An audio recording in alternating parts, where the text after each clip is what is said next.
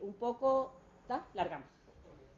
Bueno, permitime el libro así sí. Contamos un poquito. Bueno. Primero, antes que nada, les quería preguntar, ¿por qué cuando vieron el tema, qué les sugirió el tema de la sociedad del cansancio? A mi actualidad. ¿Actualidad por qué? Sí, porque estamos inmersos en una sociedad de tanta incertidumbre, cansancio y evitación de un montón de cuestiones que... Como que vos lo ves como un síntoma social. Exactamente. ¿A usted, vos que sos abogada también? Abogada, sí. Abogada y profesora en ciencias jurídicas. Ajá.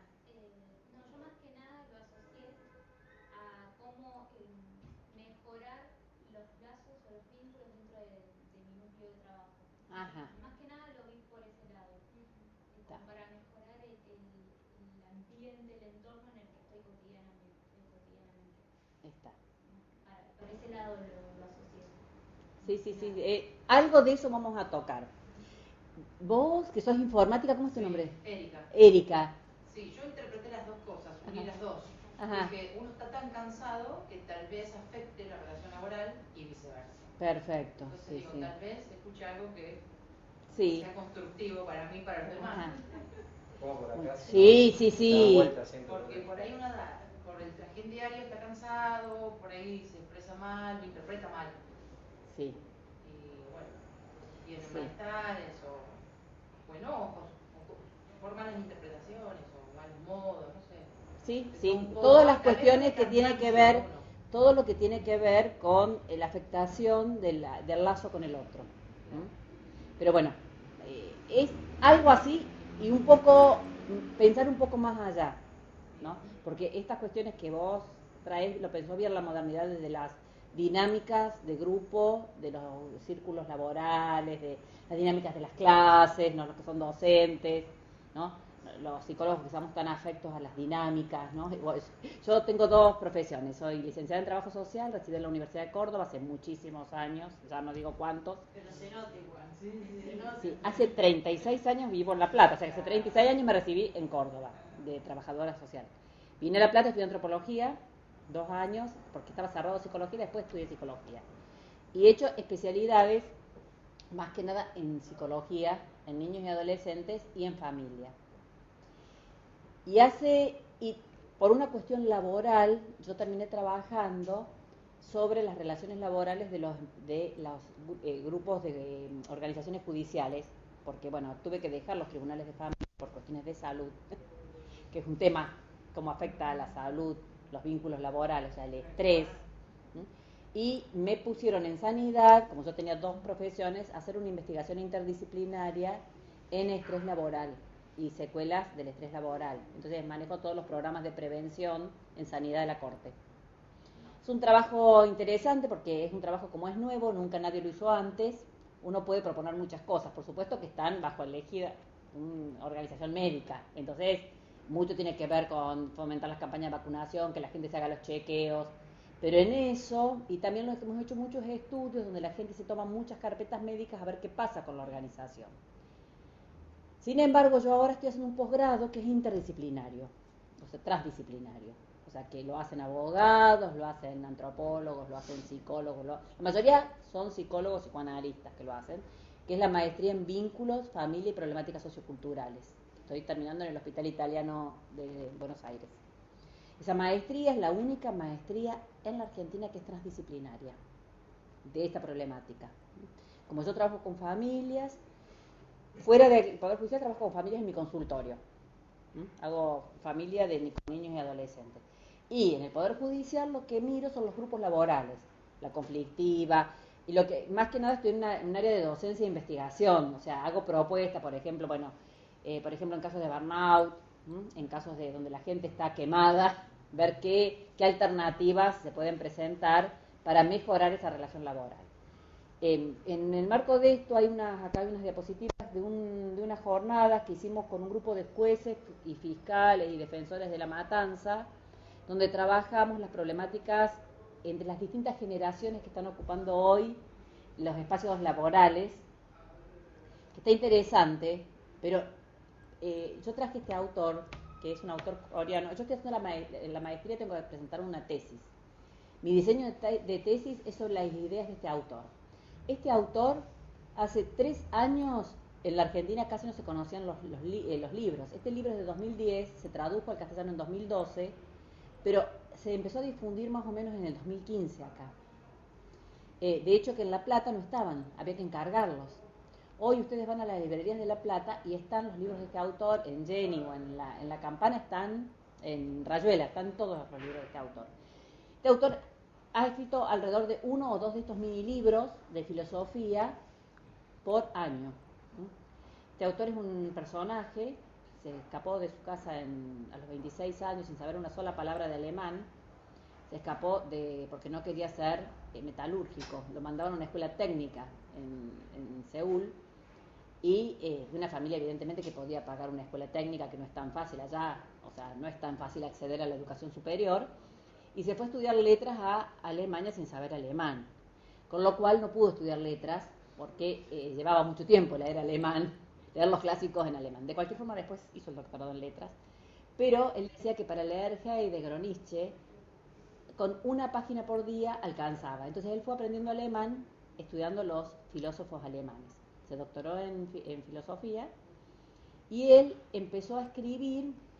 El profesor hoy está instalado en Berlín, ahora vamos a ver un poquito esto, y empezó a escribir sobre estos temas que tienen que ver con los nuevos. Yo traje otros autores, yo la otra vez nombré mucho a Leucovitz, para los que estuvieron, Leucovitz, que es un historiador argentino, que escribió muchísimo en el poco tiempo que vivió porque se murió muy joven. Bueno, traje, está Bauman, o sea, han escrito muchos autores sobre estos cambios de la sociedad fluida o la sociedad líquida. Y él lo que va a hacer es profundizar algo que un autor francés que es Deleuze. Deleuze es uno de los filósofos como preponderantes en Francia, entre los 90, o sea, se muere en los 90, bueno, en el año 2000 por ahí, se termina suicidando, como todos estos filósofos que van con la cabeza más allá, ¿no?, de la vida. O sea, hay un enganche que es Foucault, Michel Foucault, que escribió Vigilar y Castigar, que fue un libro paradigmático de los años 80. Ese libro, si no lo leyeron, es recomendable. Pero Vigilar y Castigar ya no representa la sociedad que vivimos hoy. Vigilar y Castigar representaba lo que era la sociedad de la modernidad, o sea, la sociedad donde surgió la familia moderna, la escuela moderna, digamos, la sociedad disciplinaria, exactamente. Los que no tienen lectura de esto, les va a parecer que estamos como dando un paso muy grande, pero yo les voy a hacer ustedes, primero vamos a ver un videíto. En ese videíto van a surgir muchas ideas. No es para dar una clase magistral, porque ustedes después todas esas ideas las pueden repetir, porque ustedes en la página van a tener el videíto. Lo mismo el videíto ponen Byung-Chul Han en YouTube y tienen hasta clases magistrales del mejor sociólogo de Flaxo de 2 horas. Clases sobre este autor, ¿no? Lo que pasa es que a veces las cosas hay que, digamos, las tortas grandes hay que comerlas de a pedacito, porque si uno quiere entender toda esta teoría sin haber leído antes, por ejemplo, a Foucault, hay cosas que no va a entender, porque no va a entender hasta dónde va este autor. Foucault describió la sociedad que existió desde 1800 hasta el año 2000. Cuando él escribe Vigilar y Castigar, más o menos en la década del 60, en la década del Mayo francés, él mostraba cómo funciona esa sociedad disciplinaria, cómo nos disciplinamos sobre un mecanismo que él llamó el panóptico, que es la forma como nosotros, ¿por qué nosotros, por ejemplo, no andamos desnudos por la calle? ¿Se preguntaron alguna vez eso? Ustedes dejen un chico de 1 año solo, va a salir desnudo, porque no ha incorporado las formas sociales de verse. Bueno, hoy las formas sociales de que como uno se ve han cambiado de ese panóptico totalmente, porque ahora nosotros no incorporamos solo lo que nos dicen nuestros padres o nuestros maestros, sino tenemos múltiples lugares desde donde vernos. Uno es esto de internet, de YouTube. Yo tengo en el consultorio nene de 10 años que me hablan con códigos que tienen que ver con Japón, por ejemplo, ¿no? Con los anime. Sobrinos hacen también. Ajá. Bueno, los nenes chiquitos, a ver, los que tienen nenes chicos, ¿no? Nenes muy chiquitos que saben cuál es el logo de YouTube para ver videos, ¿no?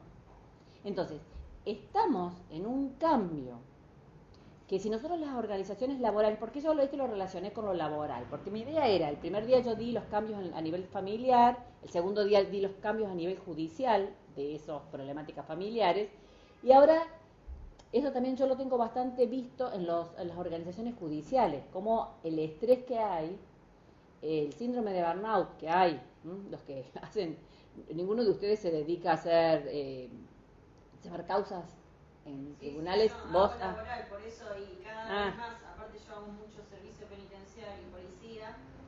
Bueno, Colapsado. Digamos, por ahí me vienen por una cautelar, yo hago administrativo y laboral, por ahí me vienen por una cautelar, y me vienen con todos los certificados médicos, y yo digo, bueno, acá hay otra cosa. Exactamente, mira, una de las primeras cosas por las que nosotros empezamos el programa que se llamaba Gestión Saludable con algunos jueces que, bueno, eran permeables, era mostrarles que en realidad, como la sociedad disciplinaria estaba en caída, que si ellos no armaban otros dispositivos laborales, esto no iba a funcionar.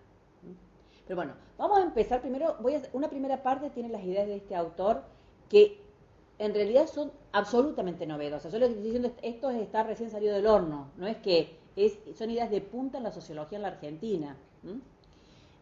Las traigo porque, bueno, parte de mi compromiso de devolver en el Poder Judicial lo que yo aprendo en la maestría, porque ha tenido bien el Poder Judicial de darme algunos días para ir a cursar la maestría. Entonces es parte de mi compromiso de devolución, ¿no? Y además porque todos empezamos, o sea, compartiendo es como uno también se va enriqueciendo. Si uno se quedara solo con el título, encerrado en un reducto.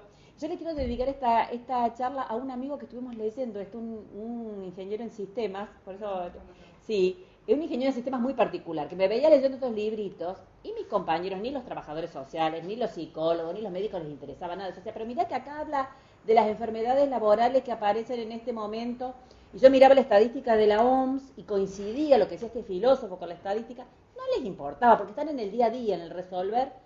Pero él, como era una persona muy reflexiva, se leyó los libros junto conmigo. Y él estaba invitado a esta charla. Y el viernes lo enterramos. Sí, se jubiló hace 6 meses. Y de esto también habla este autor. Entonces le voy a dedicar esta charla a Alberto, que me cayó porque yo el miércoles lo estaba por invitar, sin saber que él estaba en una enfermedad terminal, porque no quiso decir, ¿no? Lo guardó. Y cuando lo veíamos siempre, todo bien. Y bueno, porque esto es parte de su hija que es antropóloga iba a venir, yo le dije que en realidad era porque tenía que hacer un esfuerzo enorme, le dije no, que después lo mirara por la página, porque realmente les digo, o sea, lo que plantea este autor es el espacio para pensar, porque si no, el cuerpo habla por todo lo que estamos acumulando. Y nosotros este año tuvimos en sanidad este compañero que se había jubilado hace 6 meses y la jefa de psicología se iba a jubilar en marzo. En marzo se murió también de un cáncer fulminante. O sea, lo que estamos viendo es que el cuerpo está hablando y no sé si es una somatización, se despiertan algunas cuestiones que tenemos como predisposición por el exceso de estrés. Y aparte de estrés silencioso le dicen. ¿Sí? Yo por eso hace 30 años que lo prevengo. Tengo mis cosas, ¿no? Pero ¿Y sí? nado una vez al mes, corro una vez a la semana, hago meditación todos los días. Bueno, algo de esto está planteando. Sí. Y algo importante que dijiste, porque él decía que estaba bien, y eso es lo que uno hace. Está bien, estoy bien, no cuenta realmente lo que uno siente. Sí, en realidad no se le dan los espacios al cuerpo para que se cure, se recupere, porque el cuerpo sí se recupera, no hay espacio. No hay espacio, justamente, bueno, lo que él está hablando, tu nombre, perdona, Gastón, justamente eso es lo que está planteando esta persona, que como viene de Oriente, de cualquier forma, la sociedad coreana es una sociedad terrible, es el nivel de explotación social que hay en estas sociedades es tal vez más superior a las que nosotros estamos acostumbrados a ver. O sea, son personas que justamente ustedes saben que todos los países asiáticos y algunos africanos están siendo la mano de obra más barata en el mundo, ¿no? Bueno, vamos a empezar con esto y largamos. Bueno, yo le puse una reflexión sobre el bienestar en la cultura, en contrapunto con un texto de Freud que se llama El malestar en la cultura, porque Freud es de la sociedad disciplinaria, que es lo que Byung-Chul Han va a llamar la sociedad negativa. ¿Por qué? Porque siempre había alguien a quien oponerse. Para Freud, el hombre se oponía a la cultura. Y para Byung-Chul Han dice que en realidad el problema es la positividad, es que no nos oponemos a la cultura. Y al no oponernos, somos engullidos por esa cultura del hacer, ¿no? O sea, cambia el paradigma, es justamente lo opuesto al paradigma freudiano. No porque desconozca otras cuestiones que Freud sí tiene, pero sí, por eso le dice el bienestar en la cultura. Hay otro autor argentino que trabaja, hay un libro que se llama El bienestar en la cultura. ¿Cómo se llama ese autor? Googlealo, porque no me lo voy a acordar, es un historiador. Bueno, este autor, que es chino, tiene 2 años más que yo, así se escribe el nombre, bueno, es lo que les conté. Él lo querían mandar a estudiar metalúrgica, él se escapó, se fue, engañó a los padres, ¿no? La sociedad es muy rígida, la sociedad también que él vivía, y fue esta sociedad, no es caso, Berlín en este momento es el centro de una revolución juvenil, como en otros momentos fue París o Nueva York, ¿no? En Berlín viven jóvenes de todo el mundo, entre ellos mi hija mayor, que se fue a vivir a Berlín, y sin saber que yo estudiaba este autor. O sea, mi hija hizo otro recorrido, ella fue más que nada por las cuestiones de diseño y de arte, porque es una sociedad donde va gente de todo el mundo. O sea, en este momento es como un lugar de intercambio cultural, que él tiene un libro que se llama Hiperculturalidad, que está escrito en relación también a esto de la convivencia entre culturas. Bueno, y él nos aporta este texto, que lo vamos a escuchar. A ver, me dijo que... No, este chico me dijo que si yo tocaba acá, aparecía el video. Ahora no aparece. No. Yo lo llamo. No, yo tengo mi pendrive. Esperen un poquito, lo pongo a mi pen. Sí. Me dijo, haces clic y aparece. Pero ellos no tienen. Lo probamos y apareció. A ver. No. Bueno. Vamos a poner el pen.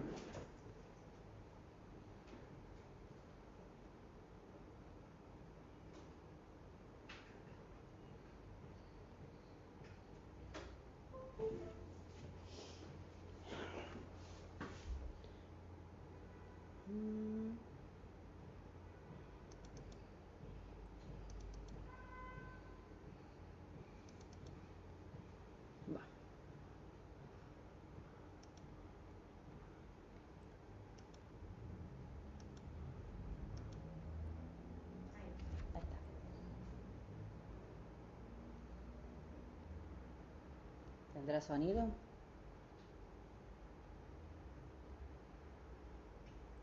Byung-Chul Han plantea en el siglo XX la existencia de lo que él llama el paradigma inmunológico, que es la existencia de una cultura que distingue entre el adentro y el afuera, entre el yo y el extraño.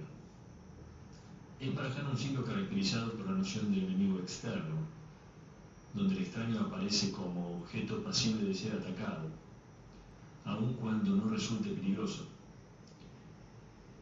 simplemente por ser otro. Estamos frente a una posición dialéctica donde yo niego la negatividad del otro y en ese procedimiento lo reconozco como tal. Estamos frente a lo que Foucault llamaba la sociedad disciplinaria, reflejada en la idea de uno vigilando al otro, vigilando que cumpla con lo que se debe y eventualmente castigándolo ante la violación de la norma. A diferencia de esto, Han, para el siglo XXI, dice que tenemos un nuevo paradigma, al que él llama paradigma neurológico, en el que el enemigo ya no está afuera, sino que por el contrario vive adentro de cada uno. Ya no existe el otro viral que amenaza, sino un yo totalmente positivo que todo lo abarca y todo lo cubre. Y ese paradigma que se afirma en uno mismo produce enfermedades neuronales como reacción, enfermedades como la depresión, la bipolaridad o el burnout, y tantas otras enfermedades psíquicas y psicológicas que hoy abundan.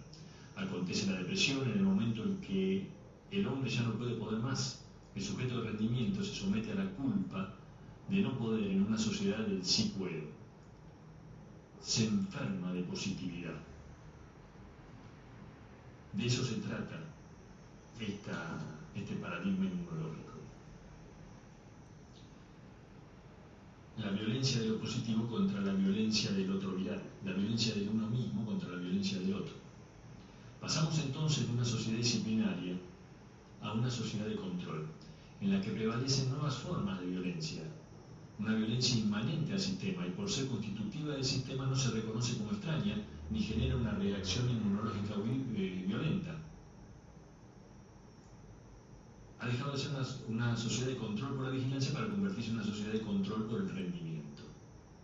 El término control ahora se queda corto para nuestra realidad, ya que control supone la existencia de rasgos de negatividad y la existencia de alguien que controla a alguien que es controlado, mientras que la obligación de rendimiento es consustancial a la propia persona.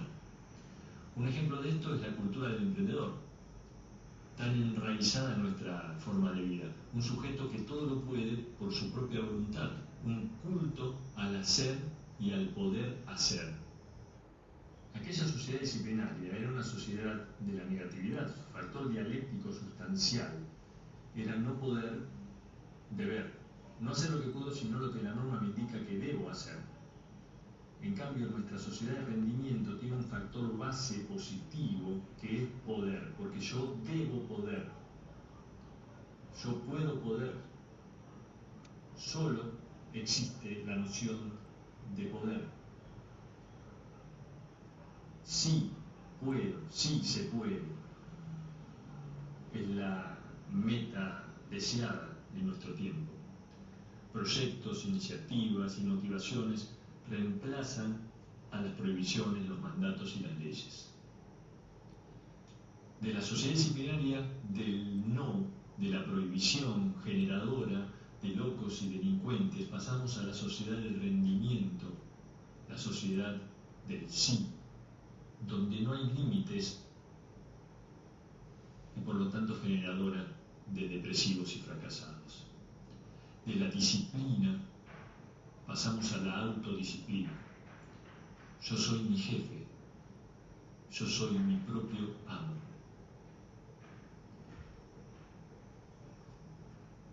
Es la sociedad del rendimiento donde el amo se ha vuelto esclavo de sí mismo. Entramos en una libertad paradójica que llama Hannah, esa sensación de ser libre porque hago y siento que todo lo puedo hacer. Paradójica porque ese hacer permanente es al mismo tiempo mi cárcel social. Esta sociedad de rendimiento genera un excesivo cúmulo de positividad, lo cual produce un exceso de estímulos e impulsos que afectan la economía de la atención.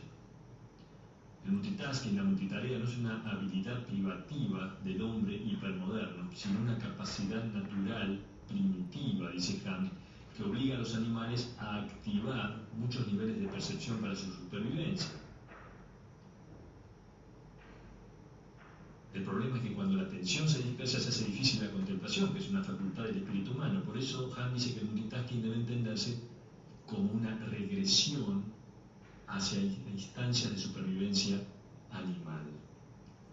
La hiperatención que focaliza en diversos puntos al mismo tiempo tiene escasa tolerancia al vacío y huye del espacio de aburrimiento que genera la acción contemplativa. Aburrirse entonces es una virtud, como sostiene Walter Benjamin cuando dice que el aburrimiento es el pájaro del sueño que incuba el huevo de la experiencia.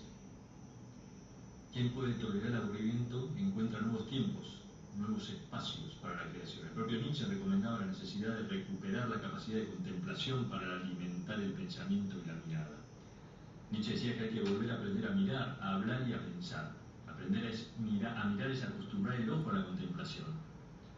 No someterse a los impulsos, aprender a no responder con ellos, a controlar los instintos, a decir no. Decir no convierte la vida contemplativa en la más activa de la vida, porque existe una dialéctica de la hiperactividad, hiperpasividad. Es un error suponer que cuanto más activo uno, es más libre. La verdadera libertad es la contemplación y es el detenerse, el entretiempo. En cambio, en la actualidad no hay espacio para la interrupción, para el detenerse, para el entretiempo. Solo hay tiempo para el tiempo, convirtiendo todo en un presente prolongado. Un ejemplo de ello es el enojo. La rabia es una emoción que requiere detenerse para alimentarse. Por eso nuestro tiempo solo está hecho de enojos circunstanciales, no de rabia. El enojo, el enfado no generan cambios, mientras que la rabia requiere detenerse, analizar y producir cambios de estado.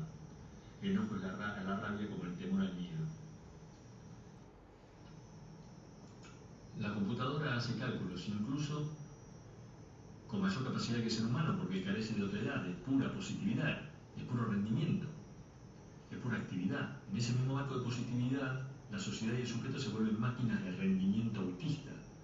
Según Hegel es la negatividad la que permite una vida llena de vida. Existen dos potencias, la potencia del hacer y la potencia del no hacer, la potencia del no. Por eso el no hacer no es impotencia, sino un camino alternativo que completa el hacer. Si solo se tuviera la capacidad de percibir y no la capacidad de no percibir, el mundo sería una masa atosigante de estímulos.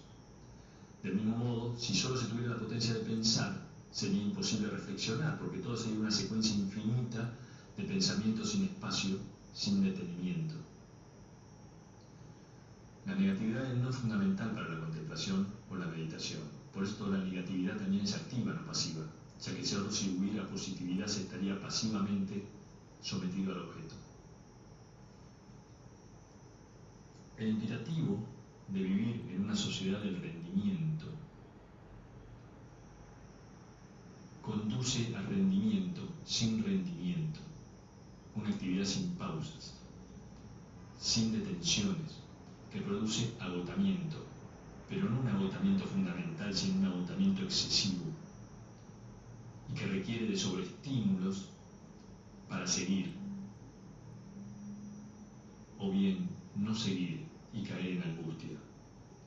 Una sociedad del dopaje que permita a los individuos seguir rindiendo. Para Hahn estamos construyendo una sociedad del cansancio, un cansancio agotador que aísla y que fragmenta. No es el cansancio virtuoso de la demora, sino el cansancio que me agobia, un cansancio violento que destruye toda comunidad y cercanía. Bueno, en poquito es didáctico. Este autor hace de cada uno de los 20 libros de Hahn lo mismo. Hahn empezó a escribir sobre la pérdida del eros, que es la pérdida de la capacidad de disfrute de esta sociedad. Y bueno, de cada uno de estos libros, este autor que es yo me comuniqué con él para pedirle permiso para pasarles el video, me dijo que los videos están en YouTube, son libres, pero bueno, yo lo mismo trato de comunicarme con los autores para reconocerlos. Lo que él hace es una síntesis de cada uno de estos libritos, que son chiquitos pero son densos, muy llenos de ideas. Eso es una parte de lo que está en este libro. Los libros tienen un enganche donde cada tema que desarrolla en uno lo sigue desarrollando desde otra perspectiva. Tiene un libro sobre violencia, a los que les interese, que es muy interesante, que es la violencia de la positividad, ¿no?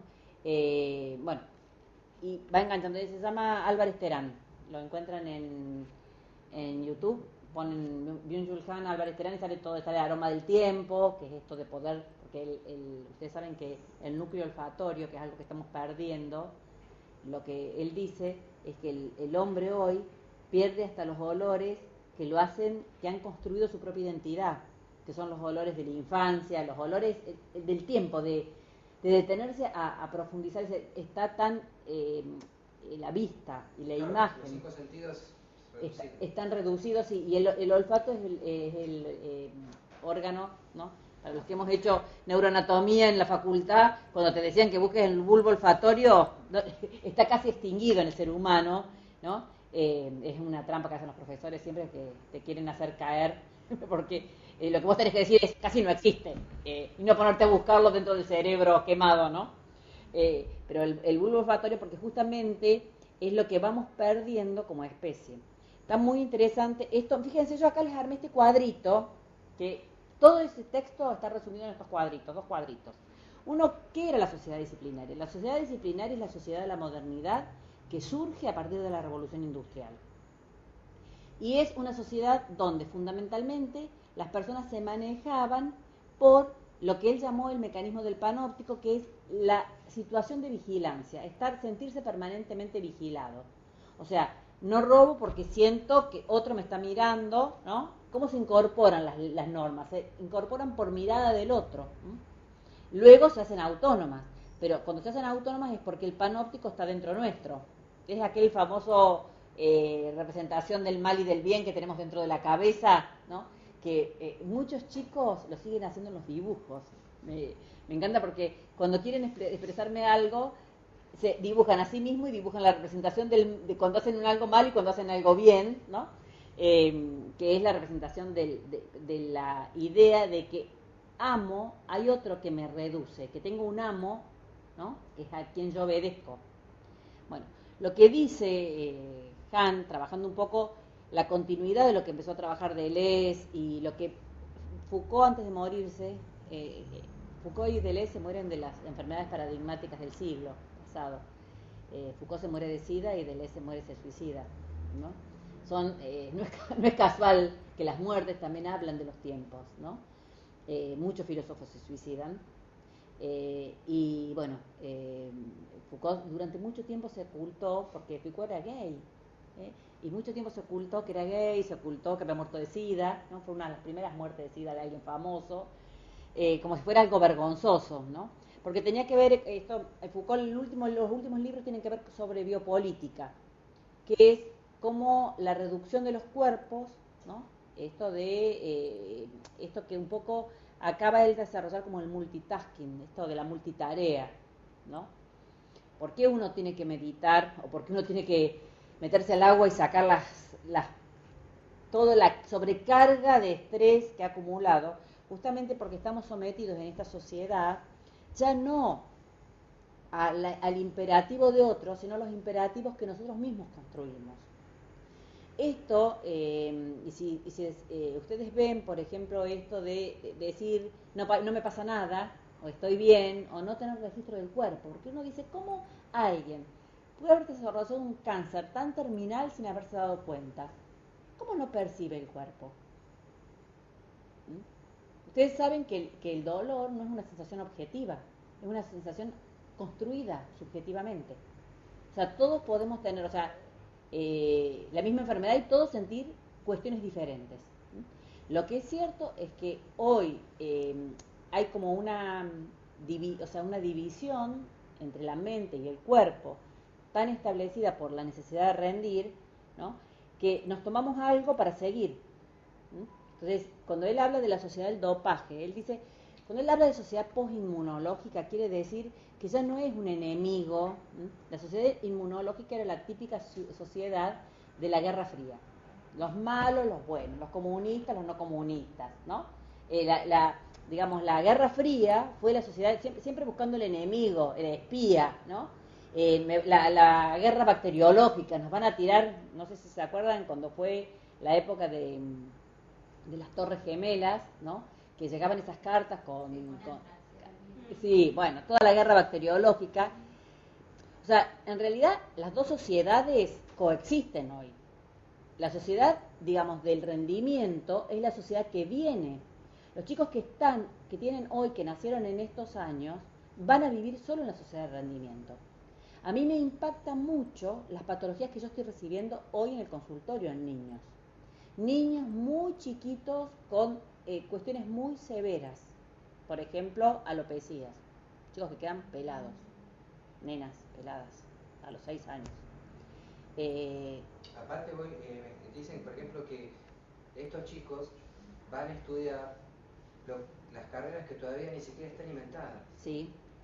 Lo que pasa es que estos chicos tienen una cabeza absolutamente diferente a la nuestra. Nosotros somos hijos de la sociedad disciplinaria.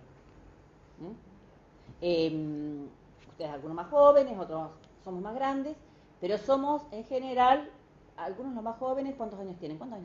30. Bueno, vos sos de lo que se podría llamar la generación del milenio, ¿no? Un milenio. Una chica veinteañera. Vos, más o menos. Yo, 33, estás ahí. 18. Yo también. Pasa que justo me quedé, yo 17, pero bueno. Me quedé pelado por el tema de la alopecia que usted mencionaba. La alopecia en niños. Pero que en realidad la alopecia en niños no es genética. La alopecia es una alopecia nerviosa. Imagínense que niños de 6 años ya están tan estresados, ¿no? No es que nunca hayan existido, pero cuando existían eran niños claramente psicóticos. Hoy no son niños psicóticos. Entonces, yo lo primero que hago es generar espacio. Hoy estuve con una escuela, ¿no? De la nena que se le cae el pelo. Entonces le dije, primero, no es contagioso. Sacar el paradigma contagioso. ¿Viste? Lo distinto, y lo podremos tener en la escuela. Aparte la nena no habla. No habla adentro de la escuela. Habla un montón, pero dentro de la escuela no habla. Bueno. Sí. Bueno, los mutismos selectivos antes estaban encuadrados en las esquizofrenias o las enfermedades psicóticas graves. Estos cuadros son más neuróticos, ¿no? Porque es una nena, vos la ves fuera de ese contexto. Por ejemplo, yo en el consultorio, ella conmigo no habla, pero yo hago terapia familiar, ella juega con los padres, con el hermano, habla, se intercambia cosas, dibuja, divino. Ahora, va a la escuela y es una momia. Va a un cumpleaños una momia, no va ni al baño. No puede pedir, no come. En un cumpleaños, cosas ricas, no come. Bueno, entonces yo, primero, como las maestras tienen esta idea de la sociedad disciplinaria, lo que primero piensan es que hay algo, una causa, es bien la teoría inmunológica, ¿no? La negatividad, algo le hizo mal. Bueno, ¿qué es lo que le hace mal? Buscan el mal. Entonces empiezan con un delirio de una búsqueda de causas que no existe si la familia es mala. Una familia divina. Esta nena ya viene 2 años de terapia individual, saturada, no quiere saber más nada de la terapia individual.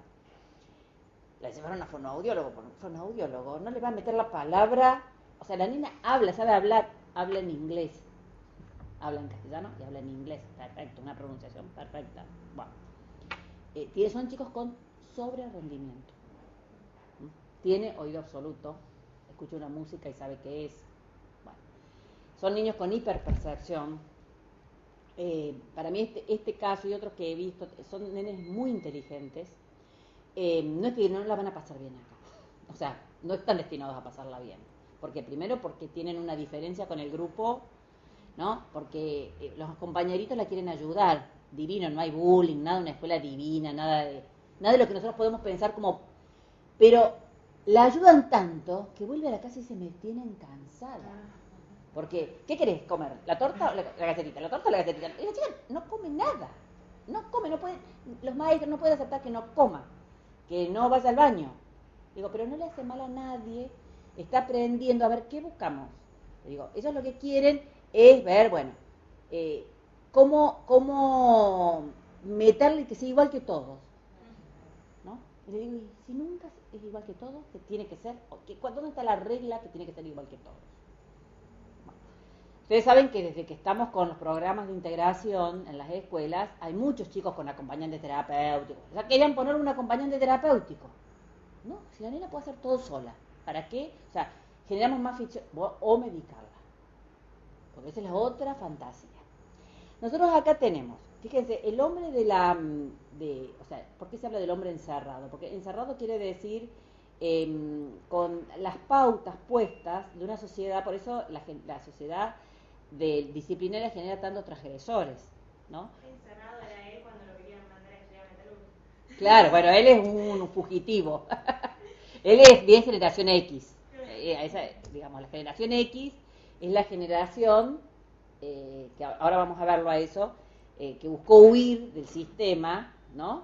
Pero de una forma como de acomodarse en la parte más blanda del sistema. Pero, bueno, no, se fue, pero estudió, no se fue de mochilero a recorrer el mundo. Se fue y estudió filosofía, que digamos que no es nada fácil, ¿no? O sea, se autoimpuso un estudio y evidentemente el tipo tenía como un nivel de expectativa muy alto, porque además es un profesor recontra reconocido, los libros se tradujeron en como en 20 idiomas, ¿no? O sea, castellano es uno, pero todos los idiomas orientales. Incluso él hace todo un estudio sobre las pautas culturales de Oriente, ¿no? Relacionándolas también con cosas que yo directamente desconozco y no me voy a meter ahí en la maestría, por suerte, que tienen que ver con las cuestiones más de la filosofía del cuerpo, de la filosofía del tiempo, que usan los orientales. Bueno, que tenemos una distancia grande, o sea, podemos compartir la parte occidental de Michoacán, pero la parte oriental no sé si voy a llegar a tanto. Mi idea es trabajar sobre los conceptos que él tiene que hacen a la estructuración psíquica de las futuras generaciones, o sea, a la estructuración, a la construcción de subjetividad desde las ideas estas de la sociedad positiva, que es, dice, hay una cosa muy interesante, dice, el hombre acá está en el sistema anterior era preso del otro, ¿no? ¿Vieron, por ejemplo, el escaparse del trabajo? Bueno, que el jefe no se entere, me escapo, no, que no hago la tarea así un poquito rápido y que no se dé cuenta, ¿no? Y en cambio, en la sociedad de rendimiento, el hombre está preso de sus propias exigencias. Y aparece como paradigma el hombre endeudado. Porque esta sociedad lo que busca es que siempre nos sintamos en falta con nosotros mismos. O sea, ¿por qué 18 cuotas, 12 cuotas, ¿no? Créditos. O sea, ¿ustedes vieron que vivimos con una deuda pendiente? ¿No? Y que si no tenemos ninguna deuda, tenemos el ofrecimiento continuo. ¿No lo llaman del banco todo el tiempo? O de las tarjetas de crédito, ¿no? Tarjetas de crédito. Cambia el celular, cambia el celular. Todo es viejo en el momento que apareció, ¿no? Y esto es, nosotros tenemos todavía, como somos criados en la sociedad de la negatividad, todavía decimos, no, bueno, che, el celular tiene un año, ¿no? Anda bien, ¿para qué lo voy a cambiar? ¿No? Yo tengo compañeros más jóvenes que cada 6 meses cambian el celular. Y no terminaron de pagar este y ya están pagando el otro. Bueno, los que tenemos la cultura de la negatividad no hacemos eso, porque no podemos, porque sentimos la culpa. La sociedad digamos, del rendimiento no tiene culpa. No importa, bueno, si no, el banco, viste, vas a refinanciar la deuda, como lo que nos pasa con el país. El país vive hoy un pasaje de la sociedad disciplinaria a la sociedad del rendimiento. Y ustedes se van a dar cuenta que ya, como la deuda es tan impagable, ya casi a nadie le importa si nos vamos, ya sabemos que estamos hipotecados de por vida, ¿no? Si ustedes miran, vos que haces laboral, es que los empleados tienen embargados los sueldos. Tienen embargados los sueldos. Los empleados públicos de La Plata es impresionante el nivel de embargo de sueldos. Yo tuve una paciente que trabajaba en esos lugares donde prestan dinero. Sí, aparte que contratan que la cooperativa, que esto, que el otro, que por el... ¿Puedo decir? 50, 100, 20.000 descuentos. Digo, ¿qué es esto? ¿Qué te sirve? ¿Qué te brinda? No, bueno, porque un día apareció una que te ofreció. Mirá, justamente esto que plantea Han de no poder decir que no.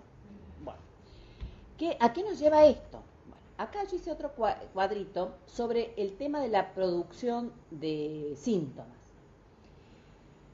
La sociedad disciplinaria, lean Vigilar y Castigar de Foucault, porque es una recopilación histórica. Foucault escribe divino además, pero es uno de los libros más fáciles. Para los que hacen docencia está muy interesante para trabajar con los alumnos, porque es todo cómo fue la maquinaria de segregación de discursos y por qué algunos discursos se consideran locos, ¿no? Y, o sea, cómo la funcionalidad del sistema necesitaba segregar a alguna gente, ¿no? Es un dispositivo de poder. Esta otra sociedad genera muchos depresivos. Ustedes saben que la Organización Mundial de la Salud dice que en el 2050 la enfermedad dominante en el mundo va a ser la depresión, con sus diferentes formas, porque la depresión lleva a las adicciones.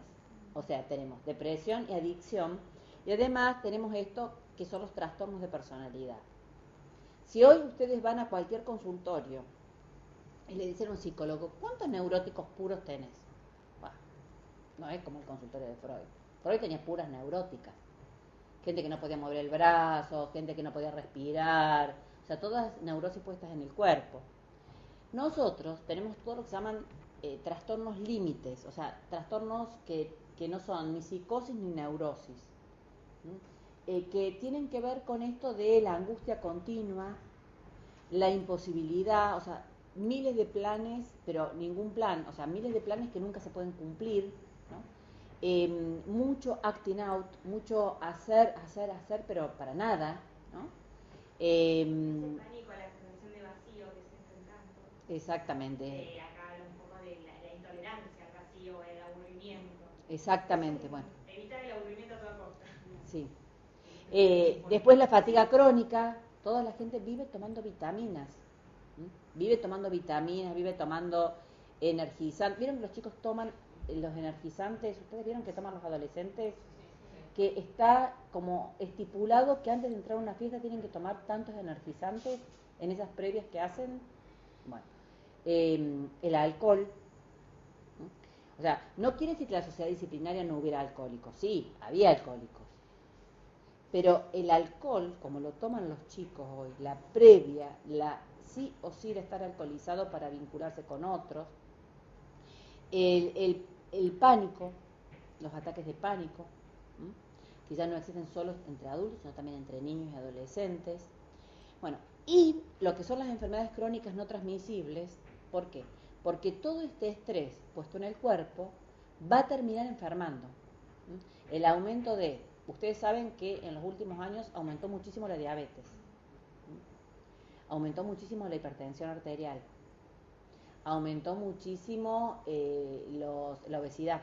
El colesterol, es decir, porque antes decía, comés sano, sí, no, pero yo genero como pienso, genero colesterol por lo que pienso.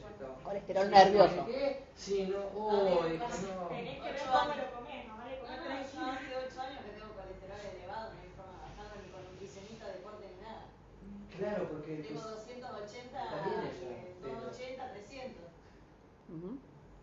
Igual no estoy medicada ni nada, pero bueno, hago deporte, pero no hay forma de bajarlo. Claro, y este señor, yo tratando perrito en la boca, yo y lo veo el tipo, con un cabello acá, todo lindo, y bien, no, porque bueno, pero estás comiendo bien, sí, pero yo lo genero, no, pero no, flaco, ya fui, yo lo genero. Sí. Y me quedé así, fue hace como 5 años. Y dije, wow, yo pensé que era por lo que uno comía, la diabetes que se despertaba, todo. Claro, no, en realidad o sea, todos, lo que hay son componentes hereditarios, predisposiciones, ¿no? Uno, al 30% de la población va a ser un hipertenso crónico, porque ya hay una transmisión hereditaria, está estudiado, hay pronóstico mundial de enfermedades, que vos, aunque no estés sometido a estrés, vas a tener hipertensión porque tus venas tienen una predisposición a hacer hipertensión. Pero, si vos, con la predisposición, te sometes a estrés, esa hipertensión va a llevar a los infartos cerebrovasculares, a los episodios, o sea, los infartos de miocardio, ¿no? La gente se queda dura. Acá este año tuvimos una muerte de un chico de 44 años en el trabajo. O sea, tenemos todo el tiempo, empezamos a poner desfibriladores, a hacer los cursos, siempre aparece el cuento de alguno, ¿no? Es cierto, o sea, trabajando bajo tensión, ¿no? Y mucha tensión. La otra vez le dio un infarto a un preso que llevaban en San Martín, el desfibrilador de San Martín, el primero que lo usamos con un preso. Lo instalamos al otro día, le dio un infarto mientras lo llevaban a la sala de juicio. Y lo salvaron con el desfibrilador. Y ahora el River Boca, es decir, está hablando de la gente, sea quien sea, ¿no? Que no controlaba. Mi hermano murió de una ACV. Pero como decías vos, ya había predisposiciones y el estrés. Claro, el tema es, estamos acá, a ver, tenemos un caldo de cultivos de sociedad que a la predisposición genética, que también va en aumento, porque a ver, también las medicaciones lo que hicieron es reproducir personas que tienen predisposición, porque si antes, si la gente se moría más joven por una enfermedad, ahora no se muere joven, se reproduce, ¿no? Entonces la enfermedad se reproduce y se amplía, con lo cual, digamos, tenemos una mayor predisposición y tenemos mayor nivel de exigencia, ¿no? Bueno, esto es lo que plantea este autor. Acá, bueno, ellos tienen muchas cosas, bueno, que el enemigo, para soportar el enemigo que es uno mismo, se recurre al fármaco, al alcohol, a las drogas. Hoy, les digo que casi no hay adolescentes que no tengan la plantita de la plantita de marihuana en su casa. O sea, hoy no solo adolescentes, profesionales, o sea, la recreación del consumo está como parte de la recreación, ya no es solo el alcohol. En la cultura aún de la generación de personas más grandes.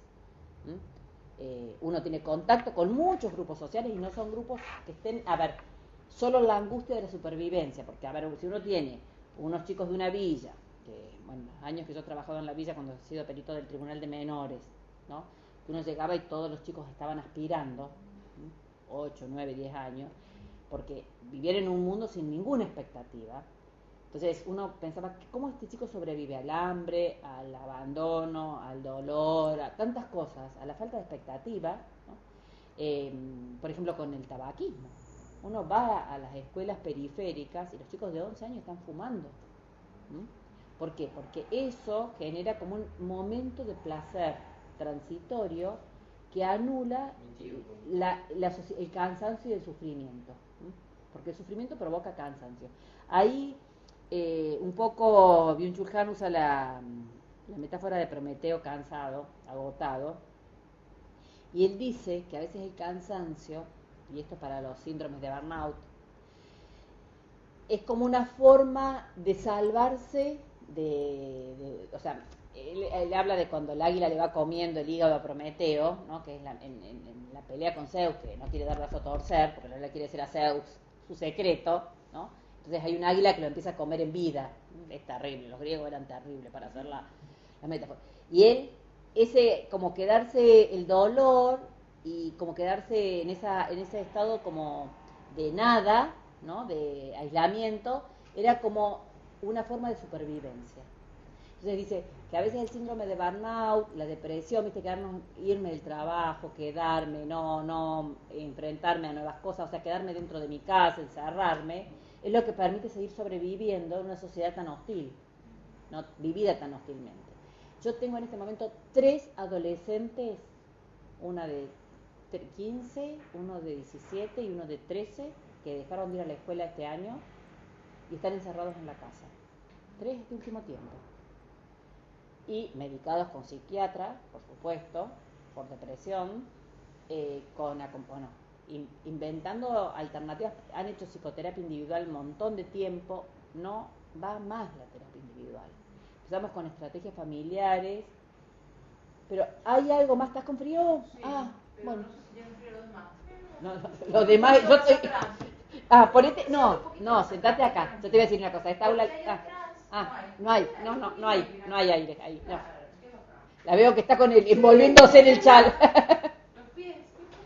Pero qué suerte, yo nunca llego a tanta frescura. Bueno, esto se los dejo porque este autor, este librito, hay que leerlo 10 veces para entenderlo. Sobre todo, bueno, hay que tener el bagaje cultural digamos, la teoría social que lleva esto pero yo les digo, miren los videos, porque los videos explican en una forma muy sintética. Hay un libro que a vos te va a gustar mucho, se llama En el enjambre, que es lo que provoca en la subjetividad la hiperconectividad. Ese es uno de los libros muy interesantes, 2014, por ahí. Bueno, acá él toma un concepto que viene de una autora que es Hannah Arendt. Hannah Arendt es una sobreviviente del Holocausto, una socióloga muy meritoria que tuvo que irse de Alemania y en realidad cambió el nombre porque tenía otro nombre. Johanna Arendt se llamaba en Alemania, se tuvo que ir porque como la dejaron sin nacionalidad, no sé cómo se llama eso, la multaron en Alemania sacándole la nacionalidad, entonces estuvo varios años de su vida sin tener ninguna nacionalidad. Después Estados Unidos le dio nacionalidad. Ella trabaja una diferencia fundamental que es entre el animal laborans y el trabajador. Y ella dice que en las formas de la condición moderna, dice, ahí está la acción, que es la política transformadora, o sea, la acción que hace el hombre, la labor, que es una producción para sobrevivir, y el trabajo, que es lo creativo y satisfactorio. Que nosotros nos hemos convertido en animal laborans. El animal laborans es alguien que solamente trabaja para poder ir a trabajar al otro día. O para pagar las deudas. Bueno, sí. Fíjense, en las perspectivas, yo hoy tomé estos dos casos que han aparecido ahora, que es Uber y estos chicos, el chico del otro día de La Plata, de acá, de 12 y 40, que le pegaron un tiro, no sé. Ese chico a punto de recibirse de arquitecto, haciendo una exigencia, ¿no? Un chico de interior con todo el esfuerzo, y vos decís, aparece esto de ser herido porque parece que no se murió, creo, todavía, lo último que supe, ¿no? Una cosa terrible, lo asaltan, ¿no? Lo lastiman. Ese chico no tiene ningún resguardo laboral, porque primero, es un cuentapropista, ¿no? O sea, ellos le facturan, ¿no? Todo es bajo su propia responsabilidad, las horas que trabajan, o sea, no tiene ningún tipo, ni sindicato, no, ni siquiera tiene un RT. No hay riesgo, o sea, el riesgo laboral de haber sido herido, ¿quién lo cubre? Nadie, porque no tiene un resguardo, a no ser que él haya sacado un seguro. Les prometen que aparte lo van a hacer monotributistas. No, él es monotributista, o sea, vos para entrar tenés que ser monotributista. Con lo cual se supone que tenés una obra social, que las obras sociales de los monotributos hay que encontrarlas con lupa. Pero además, supongamos que, bueno, además tuvo suerte porque en La Plata hay hospitales, pero que te pase esto en un lugar que, no sé, en un partido donde los hospitales son mucho más inaccesibles, ni llegás vivo. Otra cosa, no tiene, los días que no trabaja, nadie le paga. Todo lo que es relación laboral no lo tiene. Está perdida. Bueno, eso es el animal laboral. O sea, la sociedad disciplinaria, no es que, a ver, digamos, la sociedad que estuvimos era mejor. Tenía una forma de explotación donde vos sabías quién era tu enemigo. El patrón, tenías el sindicato que te defendía, tenías un sistema de organización laboral. Y esa clase laboral, pues te vas a dar cuenta que cada vez más en las relaciones laborales esto está más perdido, ¿no? Está como, porque bueno, primero, a veces ni siquiera los contratos son muy diluidos, ¿no? Entonces no se sabe muy bien a quién reclamar. Por ejemplo, en Uber también pasa esto, ¿no? ¿Quiénes están trabajando en Uber? Ustedes saben, la mayoría de la gente que trabaja en Uber son venezolanos que están muertos de hambre. Capital Federal, subir un Uber es encontrarse con un venezolano.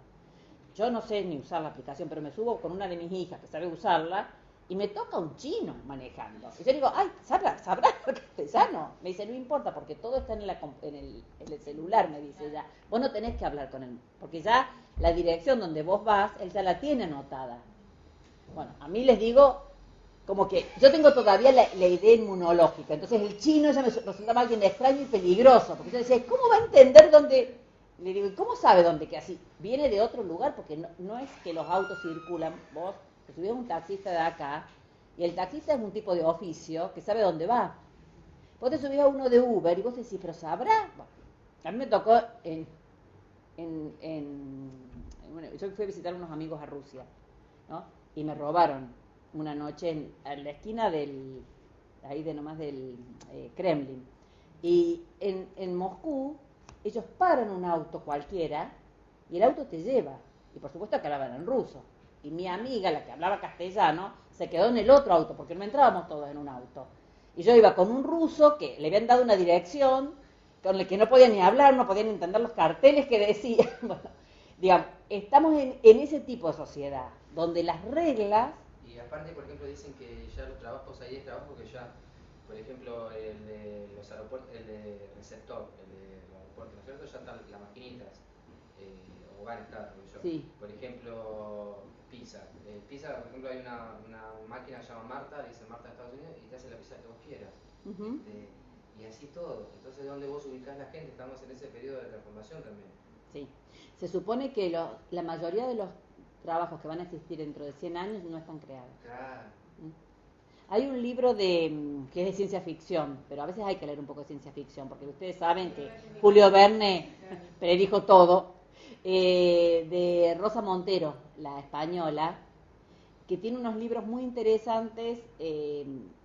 Eso, bueno, es el tema de qué nos salva, ¿no? Que ella habla de los vínculos y el afecto, que es de una sociedad, justamente una sociedad donde está dividido entre los que están contaminados con las radiaciones y los que no, o sea, por las sucesivas, y todas las cosas que ella pone en ese libro, que es en el 2100, empezaron en el año 2015. O sea, ella hace un libro de ciencia ficción sobre el 2100, donde allá hay lo que ella dice, como clones, o sea que cada uno tiene clones, ¿no? Que se venden, vos vendés tus células para tener clones, pero esos clones viven 3 años nada más y hacen todas las tareas que tienen contacto con la radiación. Bueno, usted dice, sí, todo ciencia ficción. Si uno prolonga lo que dice este autor en el análisis de hoy, llega al libro de ciencia ficción, que nosotros no creemos. Bueno. Un autor también muy interesante es Paul Gilbert, no sé si lo... No. Es psiquiatra. Y Gilbert.